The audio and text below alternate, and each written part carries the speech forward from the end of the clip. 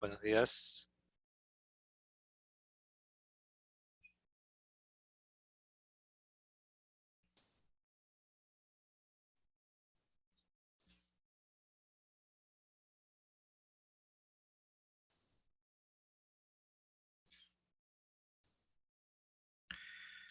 ¿Cómo están, chicos?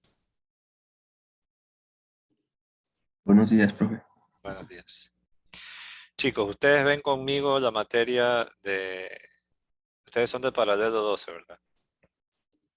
Yo sí. Ya. Katy,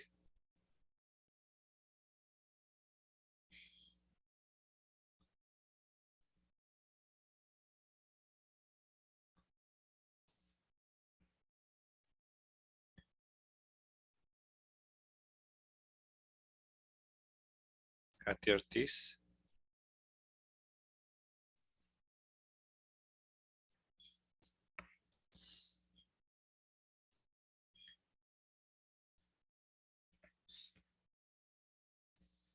Katy Ortiz está aquí, ¿no está?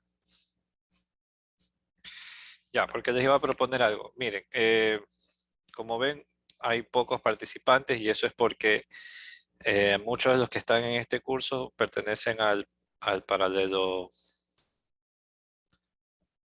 9.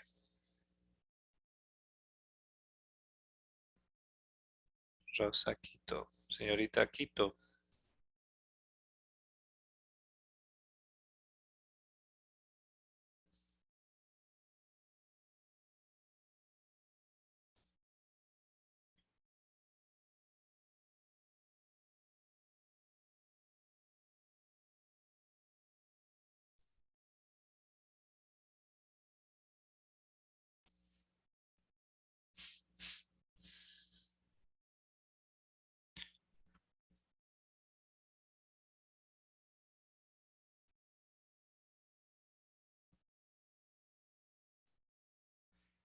Katy Hernández, usted es del paralelo 2, ¿verdad?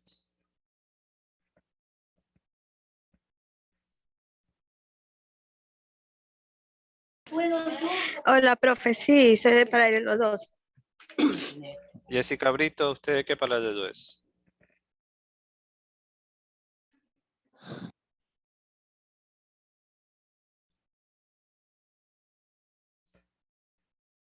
No se escucha nada. No sé si está hablando.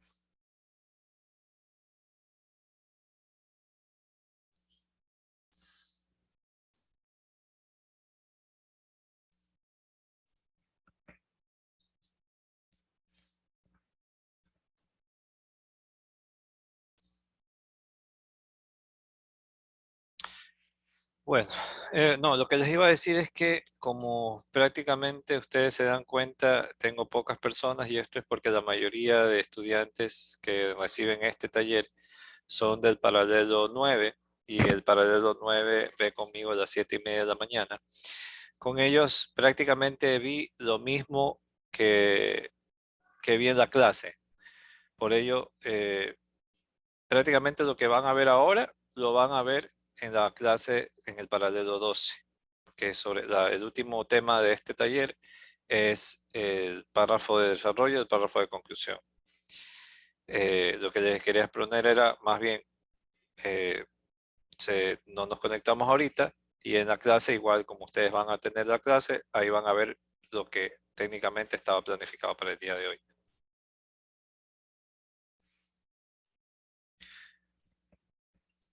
O la otra opción es, ven ahorita lo que está planificado para la clase, para ahora la clase, y ya no necesitarían quedarse para toda la clase de la tarde, porque cuando ya entre el tema, ustedes ya han visto esto. Así que no sé, ¿qué prefieren?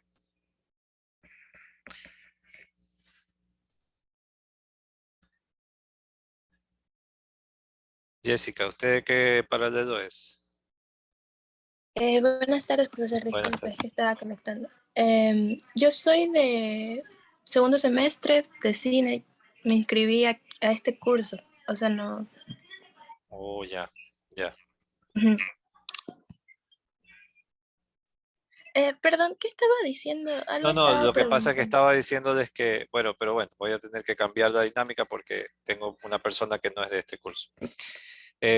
No, lo que les decía es que yo, lo que he estado trabajando ahorita, ya lo he visto con los estudiantes en los otros paralelos, pero, eh, pero bueno, en todo caso, podemos igual ahorita trabajar lo que estaba planificado hacer. Y los que están viendo ahorita conmigo la materia ya no necesitarían más tarde volver a ver lo mismo, porque los que tengo aquí, la mayoría son, los que están ahorita aquí son del paralelo 12. Entonces en clase vamos a hablar prácticamente de lo mismo.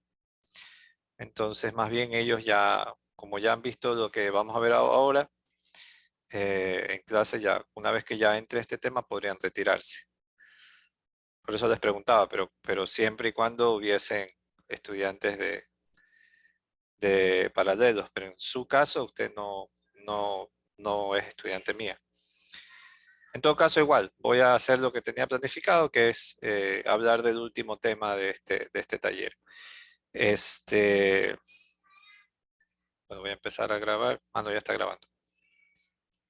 Bueno, como ustedes recuerdan, nosotros hemos estado trabajando en torno al ensayo y dentro de las temáticas de ensayo nos quedaban todavía pendientes trabajar lo que tenía que ver con el, el desarrollo, ¿no? Los párrafos de desarrollo y los párrafos de conclusión. Nosotros tenemos que entender que cuando hablamos del párrafo de desarrollo y el párrafo de conclusión, nos referimos básicamente a todo el cuerpo, a todo el corpus y a la síntesis del trabajo analítico, ¿no? El ensayo concluye, obviamente, con la síntesis de las ideas más importantes que han sido abordadas a lo largo del ensayo, ¿no? Los argumentos que han sido planteados a lo largo del ensayo. Y como ustedes saben, la tarea de la persona que escribe el ensayo no es solo comprobar la validez de la propuesta, sino también explicar cómo esos argumentos lograron sustentar o rechazar la tesis planteada. Entonces es la conclusión la que nos permite al final cerrar, pero ya vamos a ver que esta palabra de cerrar no es verdaderamente la idea, no hace referencia a la idea de que ya no hay nada más que decir, sino más bien de plantear una conclusión que abra el tema a otras posibilidades o a otros enfoques.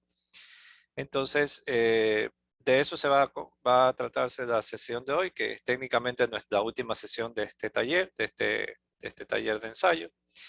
Y bueno, y para esto es importante recordar todo lo que se ha dicho en clase sobre la estructura del argumento, ¿no? Habíamos trabajado como primera parte fundamental la estructura argumental, ¿no? Entendiendo que un argumento es una construcción de tres componentes básicos que son las razones, el sustento y la evidencia, ¿no? Y se supone que la tesis, que es la idea que yo voy a defender o la propuesta que yo hago, se debe sostener o se debe sustentar con esos argumentos. Y esos argumentos al mismo tiempo no eran simplemente cualquier idea que uno lanzaba, ¿no? Era una estructura en la que yo planteaba unas razones, de ese, un porqué de esa tesis, luego digamos que una especie de explicación de mis razonamientos y finalmente el recurso de un dato externo que me sirve como evidencia, que me sirve como evidencia para soportar lo que yo proponía, ¿no?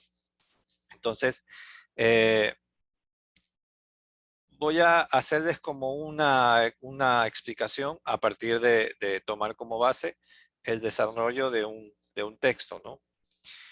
Si ustedes recuerdan en clase, yo estuve haciendo como una especie de análisis de un supuesto tema, ¿no?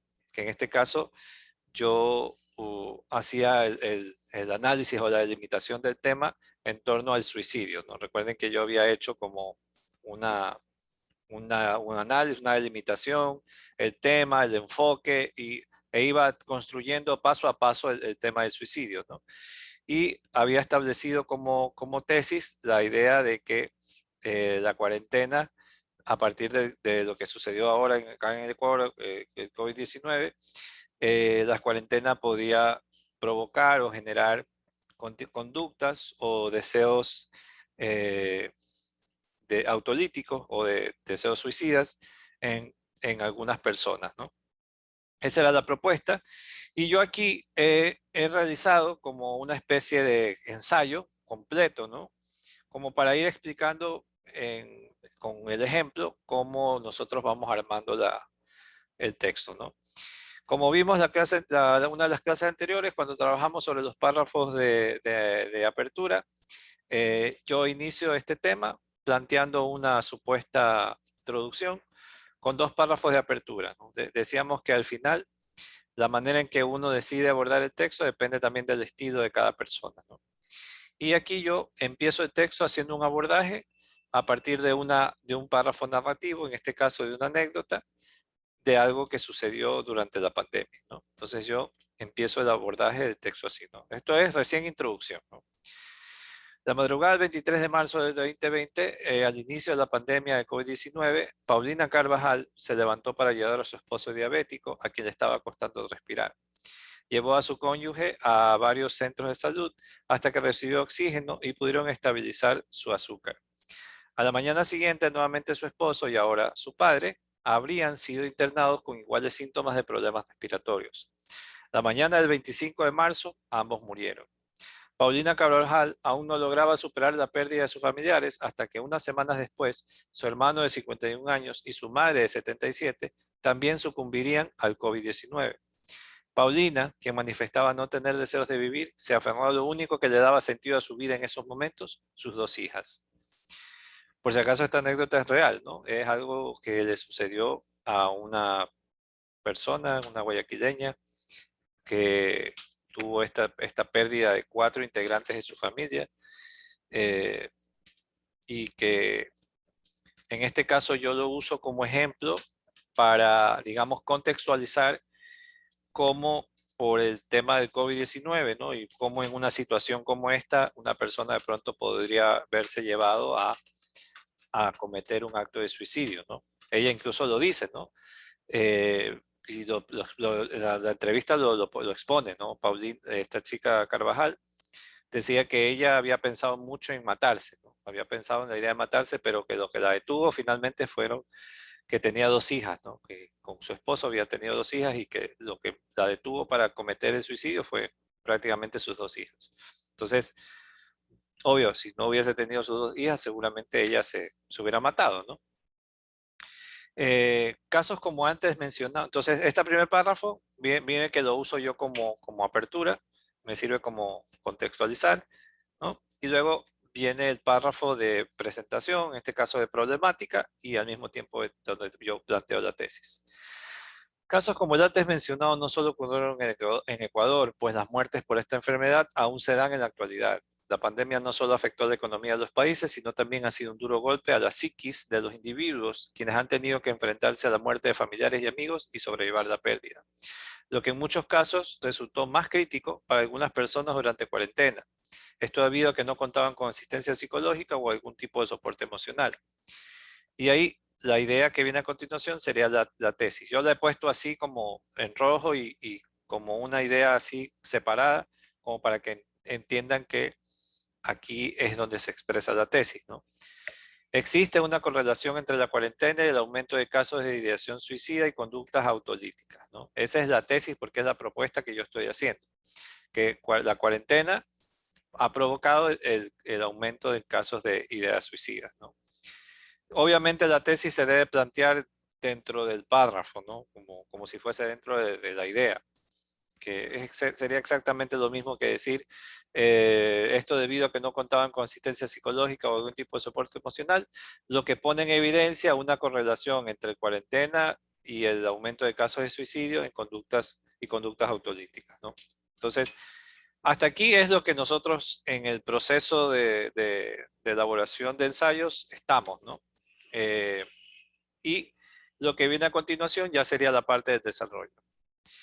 Esto era lo que casualmente les estaba diciendo, ¿no? La parte del desarrollo, que no es otra cosa más que la parte de la presentación de las evidencias y los razonamientos que me sirven para apoyar la tesis, debe estructurarse según los pasos que yo previamente acabo de explicar, que son la exposición de las razones, el sustento y la evidencia, ¿no? Como ven aquí, yo las he separado con distintos colores para que ustedes puedan ver cada parte del texto y entender cuál es la parte que le corresponde a usted y cuál es la parte que de usted hace acopio de información, es decir, información externa. Claramente usted se puede dar cuenta que tanto el razonamiento como el sustento le corresponden a usted, ¿no? Uno de los problemas que se detectan por lo general en los estudiantes cuando redactan sus ensayos es que suelen plantear razonamientos pero no los explican. Y por esa razón quedan los argumentos como muy vagos, ¿no? Como poco explicados. Entonces, de ahí la importancia de que el razonamiento esté acompañado de lo que se llama el sustento. En realidad, tanto la razón como el sustento corresponden a lo mismo, ¿no? Solo que a mí me gusta que los estudiantes los separen para que se den cuenta de que una cosa es el razonamiento, el por qué yo digo esto, y la otra es lo que me sirve a mí para sustentar ese razonamiento. Entonces, cuando se lee, esto se lee como una sola idea, ¿no? Este es mi primer argumento. La pérdida de un ser querido puede deteriorar no solo la salud física, pérdida de apetito o baja en las defensas, sino también la salud mental de los sujetos. Esto se debe a que durante el encierro algunas personas pueden experimentar cuadros de angustia, ansiedad y depresión. Esto le sucedió a muchos trabajadores de la salud, quienes estuvieron sometidos a gran cantidad de estrés, producto de las largas horas de trabajo y de lidiar con la muerte de pacientes, amigos e incluso familiares, sumado a la imposibilidad de salir de sus hogares, distraerse o descansar.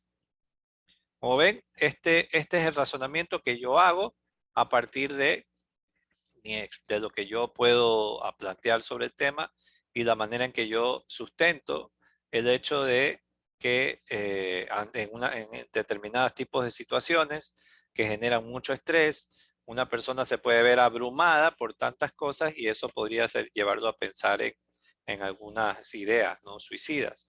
Y esto es porque como es tan fuerte la carga emocional por lidiar con la muerte de pacientes, de amigos, de familiares, no saber qué va a pasar, incluso la idea de que yo me puedo contagiar y por mi culpa puede de pronto morir mi padre o mis abuelos. Todo eso se termina convirtiendo en una carga, ¿no? Psíquica para el individuo, que lo puede llevar incluso a pensar en quitarse la vida, ¿no?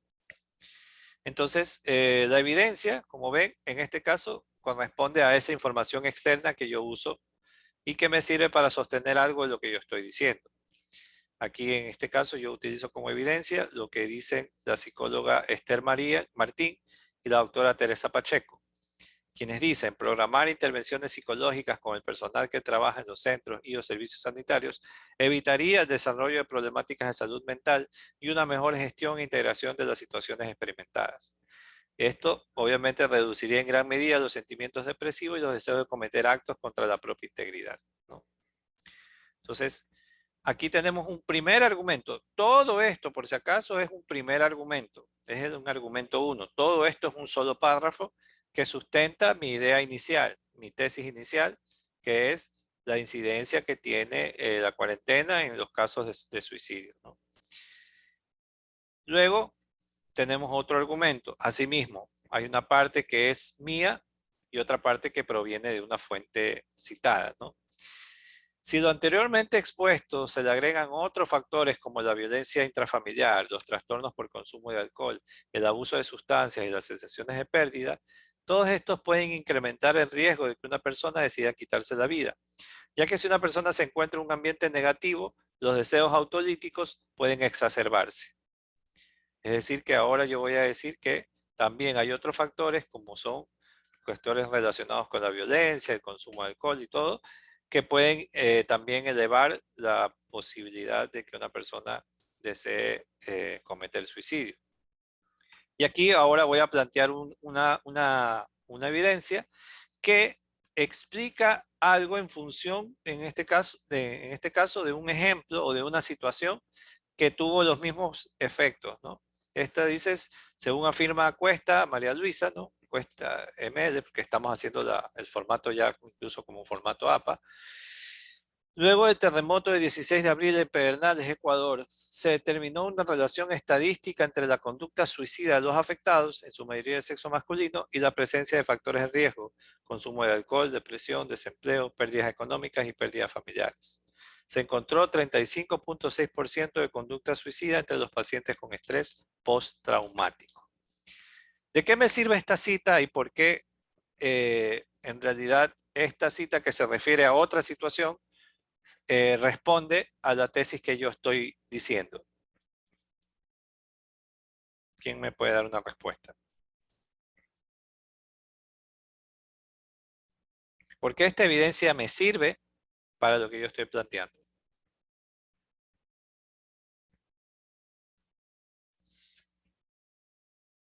Porque da datos estadísticos con una fecha y según un autor. Bueno, más allá de lo estadístico, no va, o sea, no es tanto por lo estadístico, pero ¿por qué esta cita me sirve, ¿no? Para plantear, porque esta cita se refiere a otra situación, se refiere al terremoto. Pero ¿por qué esta cita se puede comparar con lo que sucede en el tema del COVID? ¿Por qué Por me los sirve? mismos efectos, o sea, lo último, la conducta suicida, el efecto que tuvo. Exacto, por las conductas suicidas, pero motivadas por también situaciones de pérdidas familiares, consumo de alcohol. Es decir, estoy tomando otro caso que también fue una situación bastante delicada, como el caso del terremoto. Muchas personas perdieron a familiares, hijos, ¿no? Por el tema del terremoto, perdieron trabajos, perdieron empleos. Entonces, lo que yo estoy diciendo aquí es que así como este caso del terremoto de Pedernales tuvo efectos y se demostró que hay una incidencia en conducta suicida, por ende, esto sería igual de equiparable a lo que sucede con la cuarentena por COVID, ¿no? La gente está encerrada, mueren las personas, hay personas que perdieron sus empleos, perdieron sus negocios, se deprimen. Entonces, estoy haciendo una similitud entre dos casos, ¿no? Recuerden, esto es lo que se llama un argumento de ejemplificación y un argumento estadístico, ¿no? Ejemplificación porque estoy tomando un caso que sirve para ilustrar lo que yo estoy diciendo, porque mi afirmación tiene que ver con la cuarentena. Pero para explicar el tema de las personas por qué en cuarentena cometen suicidio, explico que hay una misma relación a nivel de efectos por pérdida familiar y por otros factores que inciden en que una persona se deprima. Entonces, por eso es que esta cita me sirve, aunque hablen de dos cosas distintas, de otra cosa.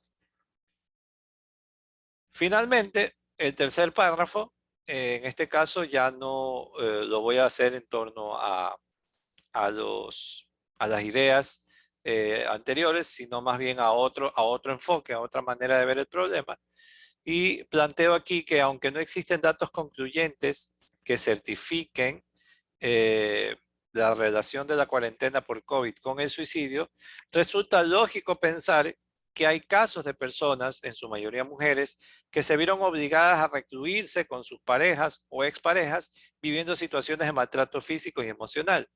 Sin olvidar los casos de niñas y adolescentes que se verían enfrentadas a violaciones o acoso por parte de familiares, ¿no? Es decir, ya, también está el problema de que la cuarentena obligó a que muchas familias tuvieran que recluirse o unirse. Y si usted de pronto es una persona que está sufriendo abuso o violencia, ¿no? La cuarentena también la vio obligada a tener que estar ahí con su castigador, con su victimario, ¿no? Entonces aquí yo razono o planteo que resultaría traumático para algunas personas tener que experimentar este tipo de situaciones. De ahí que recurrir al suicidio sería como una forma de escape. Entonces estoy diciendo también que no solo está el caso de la pérdida de familiares, ¿no? También está el caso de personas que de pronto se encuentran en una situación de indefensión o de abuso y al verse encerradas directamente con su abusador, ¿no? Durante la pandemia, muchas mujeres de pronto, como una manera de escapar de esta situación, pudieron haber pensado o cometieron suicidio, ¿no? Entonces aquí, al presentar estos datos, que la Junta de Beneficencia de Guayaquil dice que durante la pandemia se reportaron que prácticamente en un mes 220 suicidios y 429 alertas de intentos de suicidio. Lo que estoy tratando de decir es que tal vez esas 429 alertas o casos de suicidio podrían haberse debido a alguno de estos factores, como por ejemplo las personas o niñas que tuvieron que verse encerradas con sus castigadores, con sus abusadores, ¿no? Entonces, todos estos argumentos que yo estoy planteando aquí sirven para sostener la tesis que yo estoy planteando, ¿no? Que la cuarentena ha sido un factor importante en el hecho de que haya una incidencia o una elevación en los casos de suicidio, ¿no? ¿Hasta aquí alguna pregunta sobre los párrafos de desarrollo?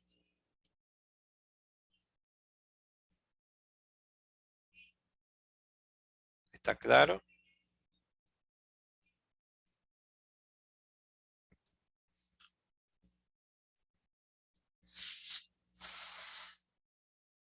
Ok. Ahora, ¿qué pasa con la conclusión? ¿No? Como les dije a ustedes, concluir no significa lo que nosotros pensamos o la idea que nos hace referencia a cerrar, ¿no? Es más, según la RAE, concluir hace referencia a inferir o deducir una verdad de otras que se admiten, demuestran o presuponen. Es como si yo tuviese un conjunto de ideas, ¿no? Y tengo ahí, digamos que 5 ideas, y mi texto me lleva a mí de una u otra forma a inclinarme hacia determinada idea. La manera en que yo he ido construyendo el texto o la manera en que yo he ido desarrollando el texto, el tema, me permiten a mí ir inclinándome hacia determinadas ideas, ¿no? Lo que hace la conclusión es decir, después de todo esto, la conclusión o a lo que se deriva como de manera lógica todo es a esto, ¿no? No sé si comprenden. No es como tener frente a ustedes un 5 litros de helado, ¿no? Uno de chocolate, uno de vainilla, uno de fresa, uno de rompasa y uno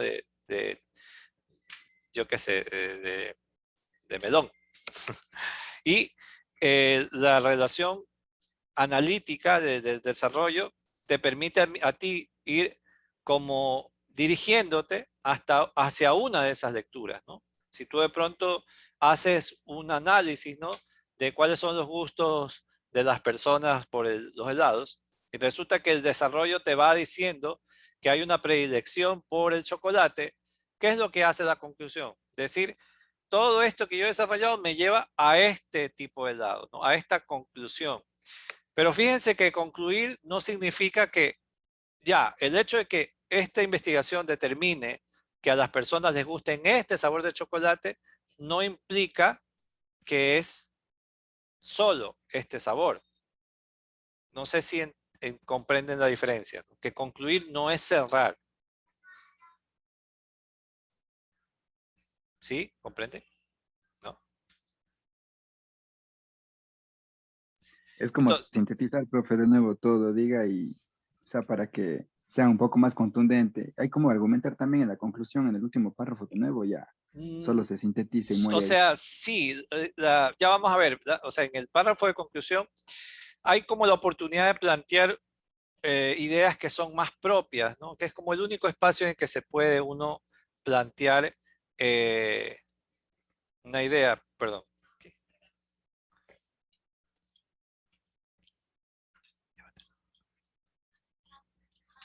¿Ya?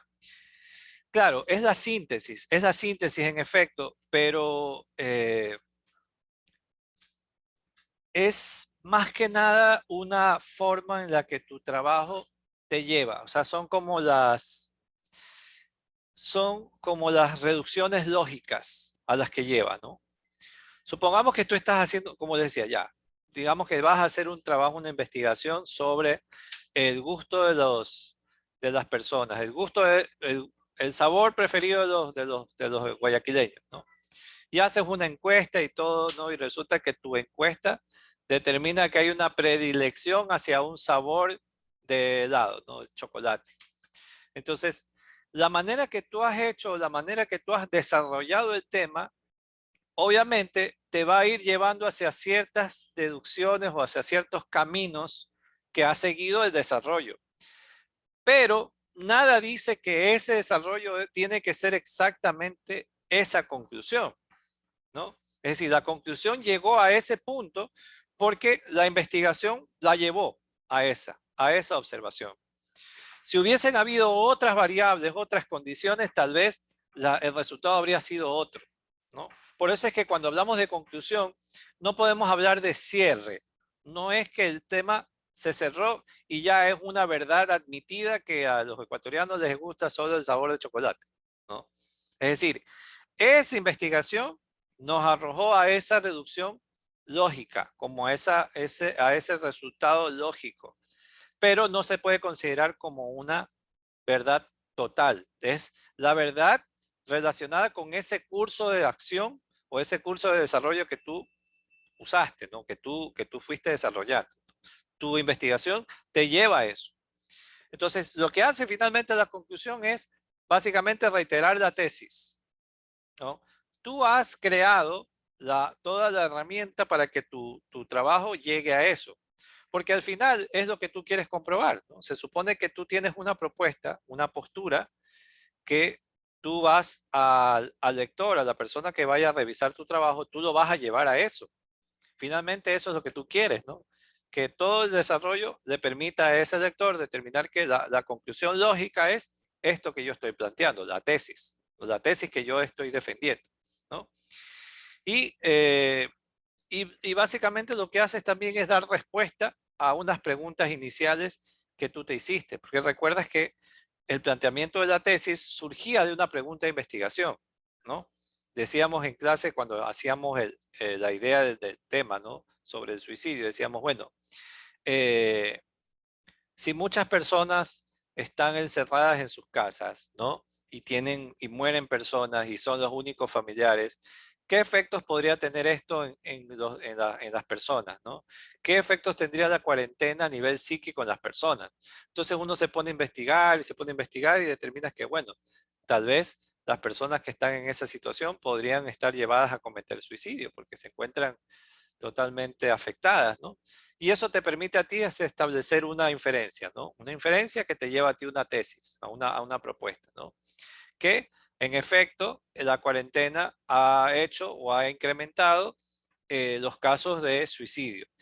Esa propuesta, obviamente, yo la tengo que comprobar. De ahí viene el proceso de acopio de información, leo por aquí, leo por allá, y encuentro, por ejemplo, casos como el caso de las personas que trabajan en personas que trabajan en salud, ¿no?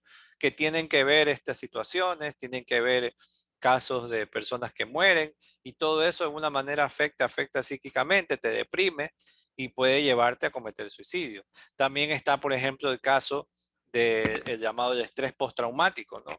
Yo puedo poner como referencia cómo estas personas que fueron a la guerra, al tener que estar viviendo situaciones de semejante estrés, de ver morir a sus amigos, de ver morir a sus compañeros, de no saber si van a regresar con vida, esa misma sensación de estrés es equiparable a lo que puede sentir una persona durante cuarentena, ¿no? Que seguramente muchas personas se sintieron así, no saber si me voy a contagiar, si voy a contagiar a mis hijos, a mi esposa, a mis padres, y van a morir y voy a ser responsable. Imagínate toda esa carga de estrés, ¿no?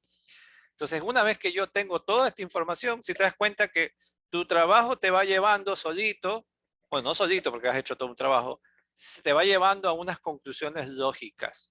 Y eso es lo que hace la conclusión, decir o determinar que toda esta investigación me ha llevado a mí a a estos resultados, a estas conclusiones, ¿no?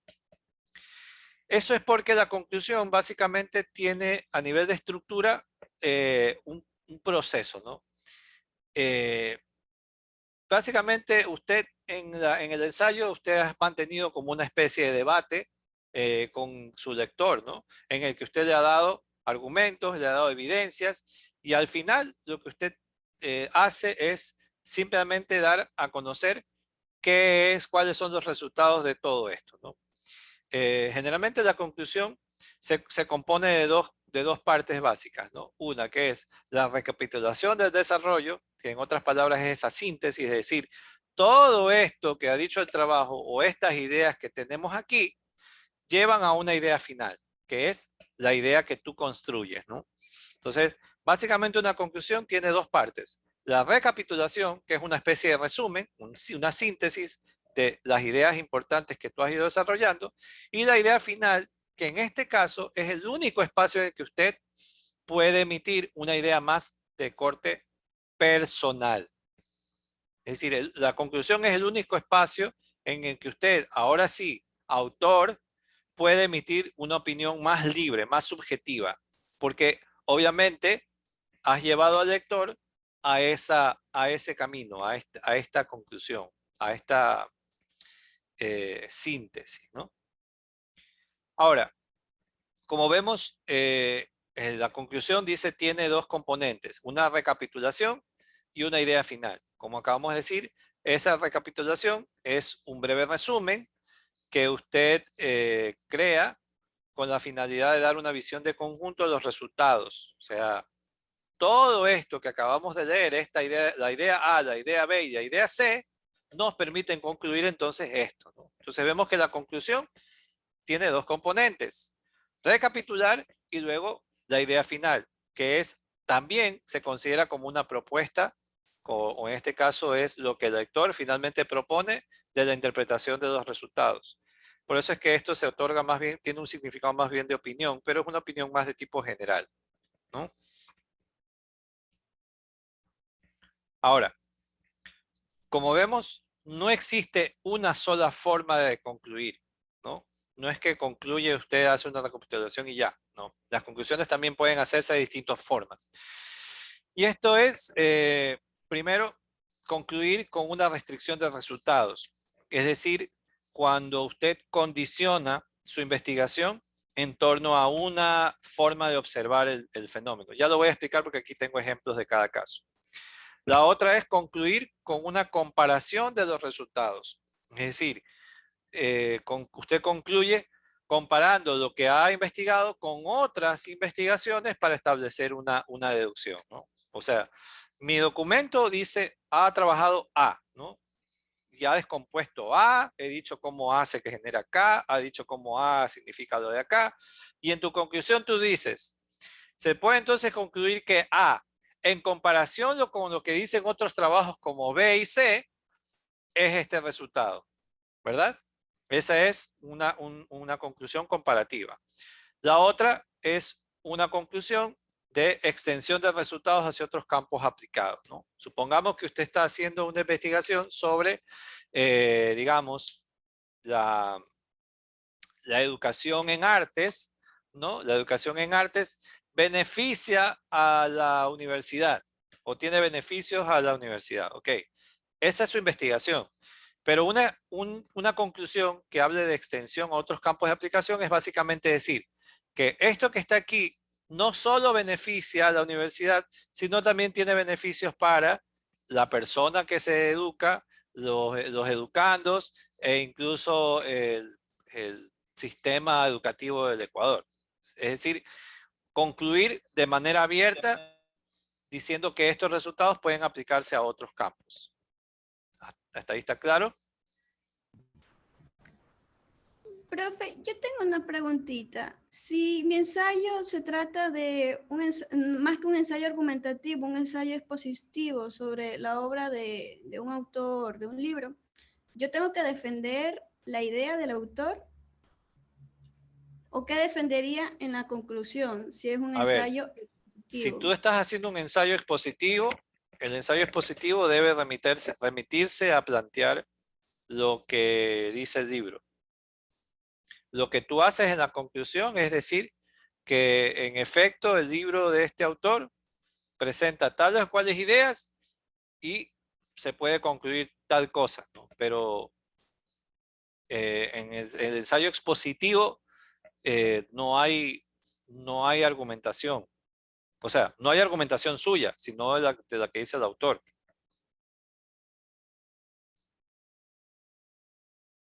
Listo. Pero Es más fácil. sí, pero su trabajo tiene que ser argumentativo. Su ensayo tiene que ser argumentativo, por si acaso. Ok. Ya. Ya, la otra manera de conclusión es conclusión con una proyección de resultados hacia el futuro o con una descripción de posibles aplicaciones prácticas de los resultados, ¿no? Es básicamente cuando la conclusión, en vez de concluir, plantea que a futuro o esta conclusión podría cambiar si lo comparamos con lo que podría pasar muchos años después o más adelante, ¿no? Lo que hace usted es como abrir el enfoque y dar a entender que lo que se concluye a futuro podría tener otros resultados, ¿no? O esto que se está diciendo ahora podría tener otros efectos, ¿no? O también otras aplicaciones prácticas de los resultados, ¿no? De pronto cuando me refiero a una aplicación, digo, doy una conclusión teórica de algo, esa conclusión teórica puede generar otras aplicaciones prácticas de los resultados, ¿no? Bueno, aquí les voy a explicar con ejemplos puntuales, ¿no? Aquí tenemos un ejemplo de conclusión basada en restricción de resultados. Supongamos que mi documento se refiere a Guayaquil y las medidas de control contra el COVID, ¿no? Aquí yo he desarrollado un tema y al final concluyo lo que se supone que el tema A es lo que del texto ha hablado a lo largo del desarrollo, pero obviamente no voy a poner todo un texto. El tema A es la recapitulación y el tema B es la propuesta o la opinión, ¿no? Queda claro que las medidas sanitarias contra el COVID-19 no están dando los resultados esperados debido a la indisciplina ciudadana en las grandes ciudades, específicamente en Guayaquil. Si ves que estoy diciendo que estos resultados te dicen que no están funcionando las medidas, pero estoy diciendo en Guayaquil. Eso es restricción de resultados. Me estoy basando en Guayaquil. Desde la parte de la opinión, o en este caso la conclusión mía es que aunque los datos solo pueden explicar lo ocurrido en esta ciudad, sería importante conocer cómo esto ocurre en otras ciudades importantes del Ecuador.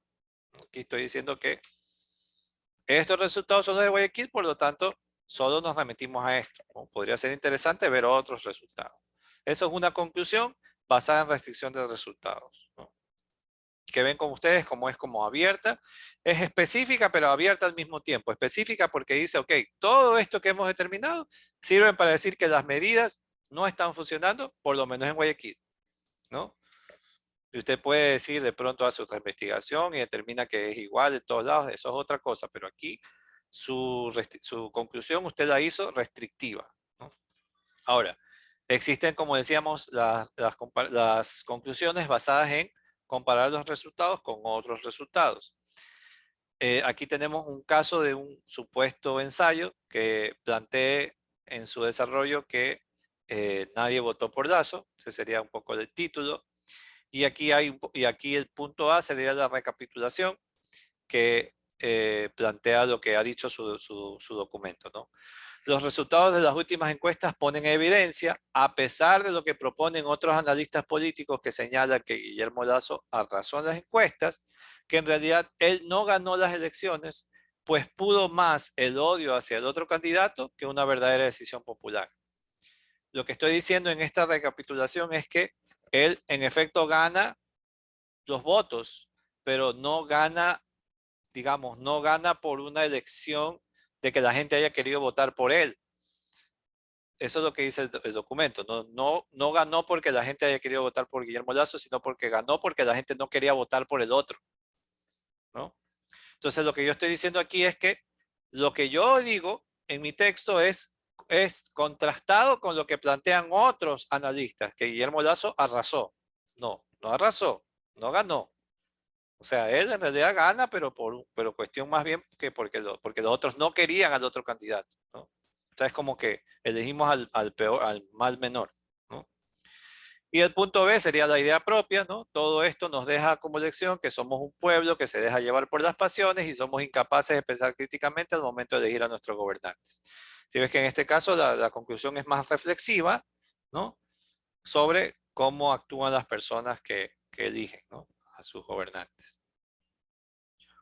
Luego tenemos otra forma de concluir, extendiendo los resultados a otros contextos.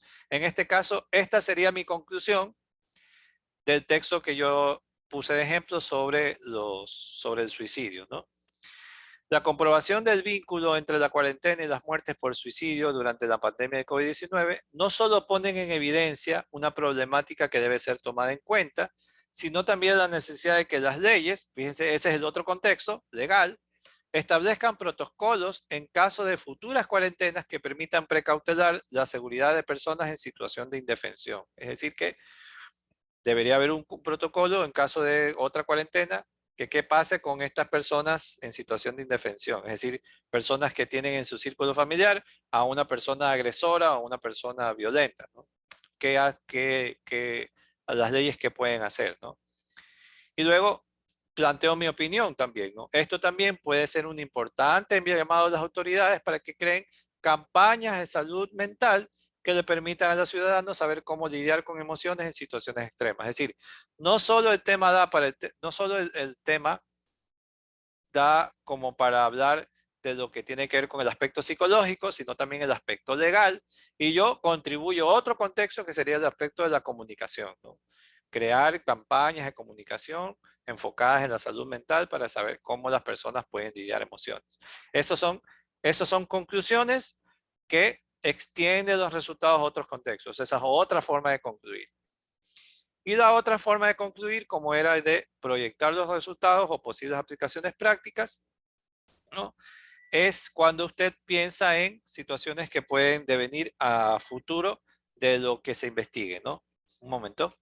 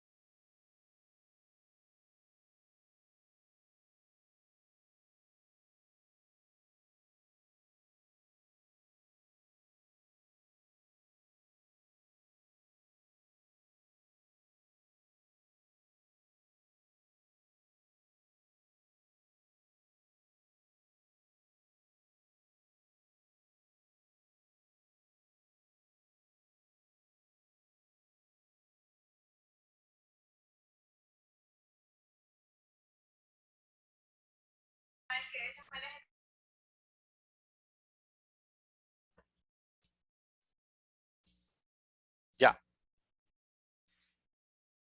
Decía entonces que una manera de conclusión, decía la de proyectar resultados a futuro, ¿no?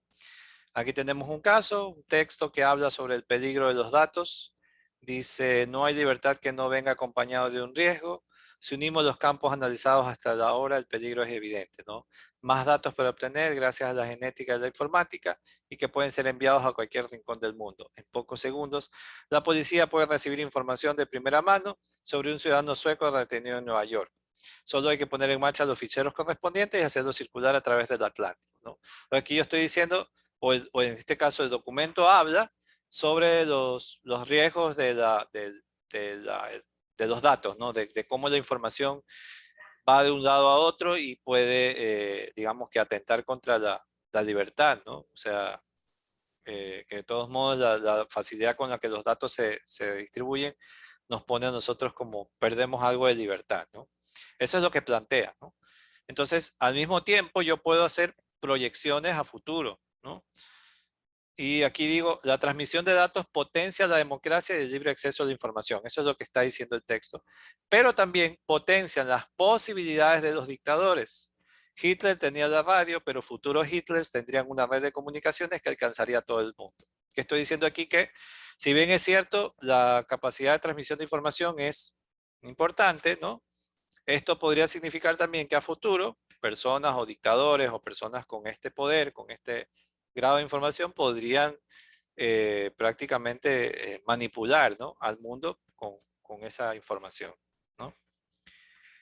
Entonces, esas son las formas en las que usted puede concluir su texto y técnicamente con esto yo doy por finalizado este taller de 10 sesiones sobre el ensayo paso a paso. Profe, una consulta, una Bien. pregunta. Bien. Mire, ¿sí se acuerda de mi tema que era sobre, sobre los cuentos literarios para, bueno, como transformación para el cuento de niños Sí. o infantiles? Ajá. Ya, ahora yo estoy buscando como referencia en otros países, pero no me sale literatura, literatura, pero son diferentes, no es nada como de mi tema. ¿Qué hago ahí? Como literatura. Pero si lo suyo es literatura, pues. Sí, pero como decir, digamos, mi literatura de Cumandá. Si yo busco Ya, en otros países, pero usted decía que entonces, lo que usted tiene que buscar es adaptación de textos clásicos a niños. ya. Ese es el tema que usted planteaba. Que su Sí, texto sí, hablaba de adaptación de textos clásicos a niños. Entonces, en algún lado, en algunos países, tendría que haber, de ley, tiene que haber algún proyecto de adaptación de textos clásicos. O sea, obviamente, que tengan una temática más adulta o más general, que hayan sido adaptados para que los niños lo puedan ver. O sea, tiene que sí, haber. porque he estado buscando, pero me sale como que, O sea, ahí es más que nada es un problema de búsqueda de información. O sea, yo creo que sí, tiene que haber. ya voy a buscar, Textos, así como me lo textos, está diciendo. textos clásicos adaptados para niños. ¿Ya? Claro, porque sí estuve buscando, pero me salía así como que literatura, pero como que cuentos así normales, nada más. Entonces ya voy a buscar así como me está diciendo Porque para ver. técnicamente lo que nosotros leemos, los famosos cuentos infantiles, en realidad están adaptados, porque si usted sabe, por ejemplo, los cuentos clásicos, como por ejemplo La Caperucita y sirenita. todos esos cuentos, la raíz original, el cuento original, no son para nada para niños. Claro. Entonces, lo que usted está proponiendo es básicamente hacer la misma lógica de que así como en otros países se han adaptado leyendas o han adaptado historias populares a libros infantiles para que los niños se familiaricen con su tradición literaria, ¿no? O sea, es cuestión de que tú busques ejemplos de casos que se hayan hecho. Ya. Así, hay un caso es lo que pasa con la literatura europea y los clásicos que nosotros leemos ahora, que hemos crecido, ¿no? Ya. Caperucita, Ricitos de Oro, los osos estos, ¿no? Todos esos son cuentos adaptados. Ok. Sí, porque estaba matando, buscando, pero había uno que me decía que, bueno, es como tipo como un experimento que hacía las adaptaciones a nivel de cada edad. Ya. Entonces estaba por esa parte también viéndole porque afecta o no afectan. Eso es lo que usted tiene que comprobar. Ok, pero esa era la pregunta. Ok. Gracias. ¿Listo? ¿Alguien más? ¿Alguna otra pregunta sobre el tema, sobre el taller? Yo, profe, quería hacerle una pregunta. En la mañana ya me había dado una retroalimentación de los párrafos que tengo, Ya. pero tengo una duda en la argumentación. Yo podría tomar, vamos al tema de la educación de niños especiales con arte, ¿ya? Entonces, quisiera tomar una tesis doctoral como argumentación que ya está elaborada, estos talleres, o sea, ya han implementado toda la propuesta, porque Aquí, yo había, en Ecuador. no, en Barcelona. Ya, pues lo que te sirve eso es como evidencia de que eso que está implementado, o sea, hacen exactamente hacen exactamente lo mismo que tú estás diciendo. Y ese vivirite va a ser demasiado Baje- calor, baje- así que voy ven a acá. quitarle el audio y escúchame nomás. Ya, perdón. Ya. Lo que decía es que si eso que has investigado sobre Barcelona representa exactamente lo que tú estás queriendo hacer, es decir, hay talleres que juntan a los estudiantes, a los chicos con discapacidad y a los profesores. Tú tienes que, de esa tesis doctoral, leer los resultados, ver los resultados y determinar, pues, qué arrojaron los resultados. Generalmente todas esas tesis tienen al final lo que son la parte de resultados y discusión, donde el autor de la tesis determina los efectos positivos o negativos de ese ejercicio. Entonces, tú tienes ahí un elemento que te sirve como argumento de ejemplificación. Esto va a tener incidencia o esto es importante porque va a generar estos resultados, ¿no? Como sucedió en Barcelona, que se hizo un ejercicio similar con tantos niños, no sé cuánto, que trajo como resultado que los estudiantes, no sé cuánto, tuvieron tales o cuales resultados en sus evaluaciones, no sé qué, ¿no? Ya, eso, eso es lo que debo de incluir en la conclusión, ¿verdad? Los resultados. Sí.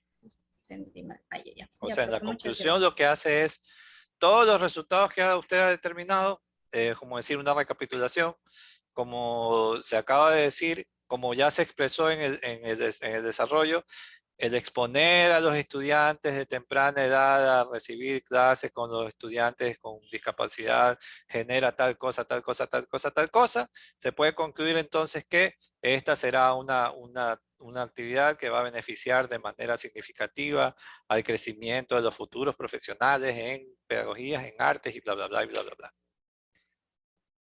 Ya, ya le entendí. Muchas gracias, profe. Okay. Bueno, chicos, nada más, son la 1:00. Y bueno, les agradezco a todos los que han sido parte de este taller. Como les decía a los estudiantes que vienen conmigo del taller del paralelo 12, por lo menos en la segunda mitad de la clase, ya volveré a ver esta material, así que siéntanse en libertad si quieren de retirarse cuando lleguemos a esa parte. Y ya luego, así mismo como estoy trabajando con los otros, pedirme tutorías para los avances y todo, ¿no? Por lo pronto, este taller, como les decía, se trataba de ir construyendo con ustedes el ensayo y ver cómo ustedes seguían este proceso, ¿no? Y en el caso de Elaine, tienes que trabajar más en tu tesis porque no, no investigas. No innovo. Así es. Bueno, chicos, gracias. Recuerden que también este curso ustedes tienen que evaluarlo y evaluar al docente. Cualquier cosita, esperemos que haya podido suplir sus dudas y bueno, ya nos estaremos viendo tal vez en otras ocasiones con otros cursos que se me puedan ocurrir y espero que les haya servido de mucho. Cuídense. Gracias. Gracias, profe.